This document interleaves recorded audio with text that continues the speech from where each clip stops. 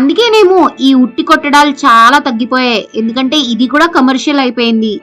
అప్పట్లో అయితే ప్రతి టెంపుల్స్ దగ్గర ఈ ఉట్టి కొట్టడం అరేంజ్మెంట్ అయితే చేసేవారు. ఇప్పుడు పెద్ద టెంపుల్స్ తప్ప చిన్న టెంపుల్స్ అయితే ఇంట్రెస్ట్ చూపించట్లే, ఎందుకంటే ఈవెన్ దిస్ నీడ్స్ ఫండింగ్.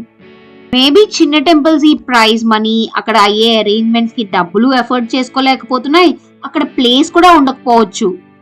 అన్ని టెంపుల్స్ దగ్గర ఇలా ప్యాషనేట్ గా జీల్తో ఫ్రీగా పనిచేసేవారు దొరకడం ఒక ఎత్తు అయితే, ఇలా ఇంత అరేంజ్మెంట్ చేయడానికి ప్లేస్ కూడా ఉండాలి కదా. ఇప్పుడు ఇంత ప్లేస్ ఈ స్ట్రీట్స్ మధ్యలో ఎక్కడుంటుంది చెప్పండి.